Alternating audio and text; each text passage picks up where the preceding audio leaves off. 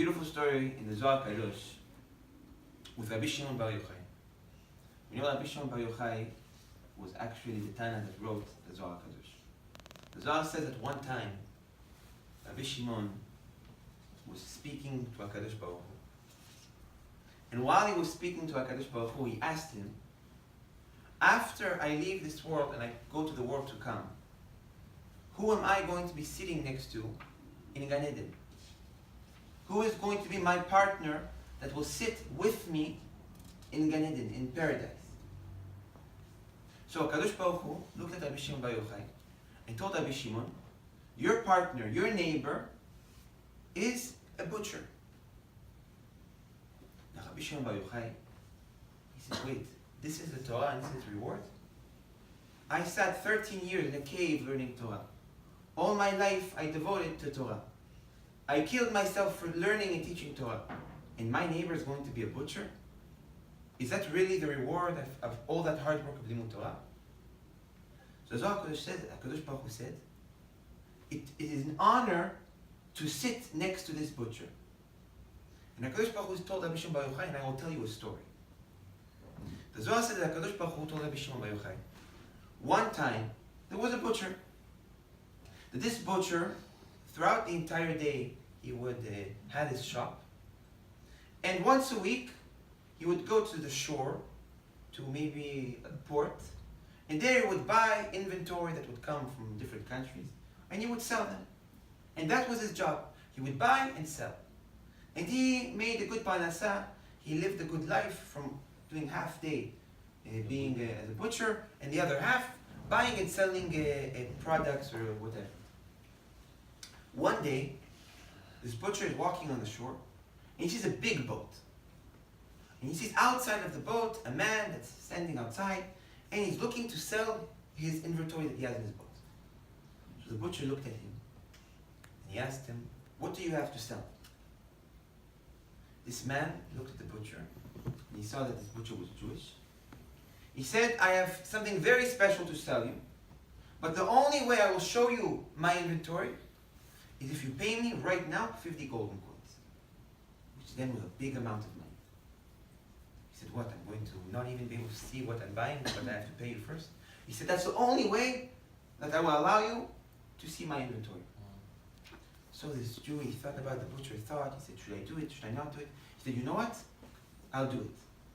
He ran home, he brings the bag of 50 golden coins, and he comes to the man, he goes, look, I give you my 50 golden coins, show me your inventory. The man looks at him. He says, you know, by the time that you left, you came back, the price went up. So now, if you want to see my inventory, you have to give me 100 golden coins. So he said, you know what, this is crazy. How can I pay you 100 golden coins and I didn't even see it? But he was curious. So he said, you know what, I'll do it.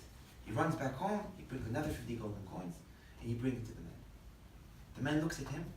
He said, you know, since you left and came back, the price went up again. He said, what's the price now? 150 golden coins just to see what I have.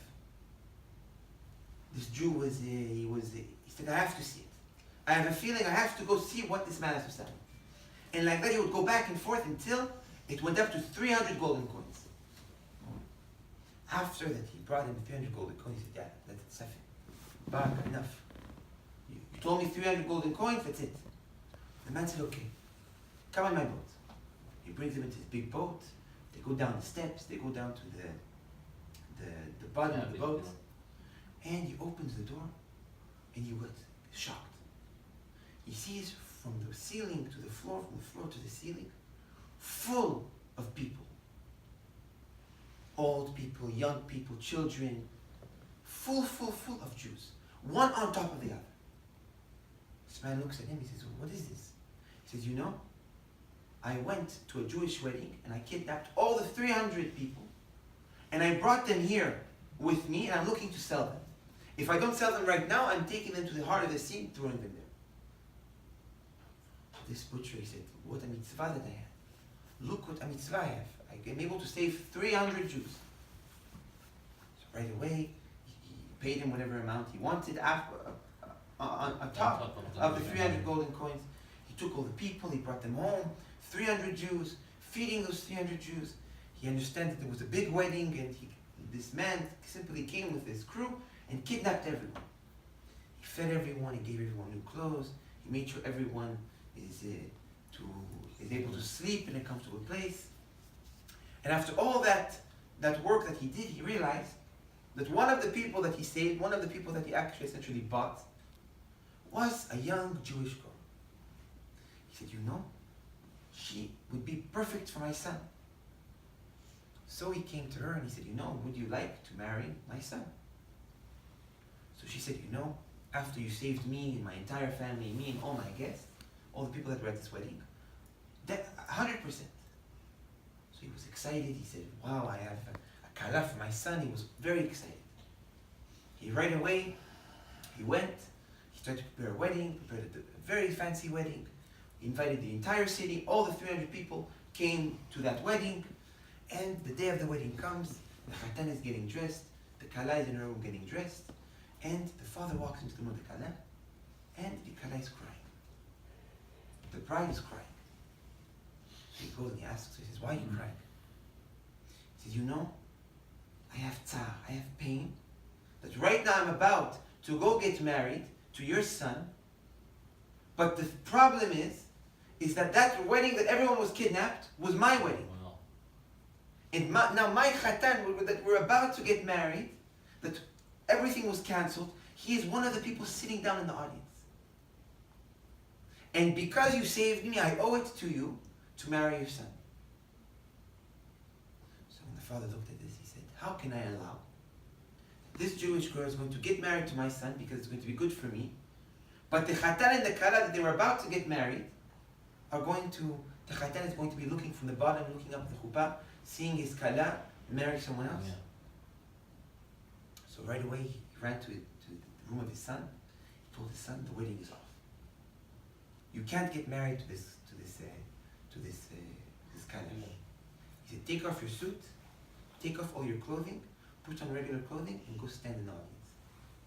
He ran to that khatan, he ran to that boy. He said, come, you're getting married tonight. And all that wedding, all that preparation that he did, ended up being what? Ended up being the wedding of that boy and that girl. HaKadosh Baruch Hu said, that is the man that you are sitting next to. That is going to be your partner. Person that not only saved, not one Jew.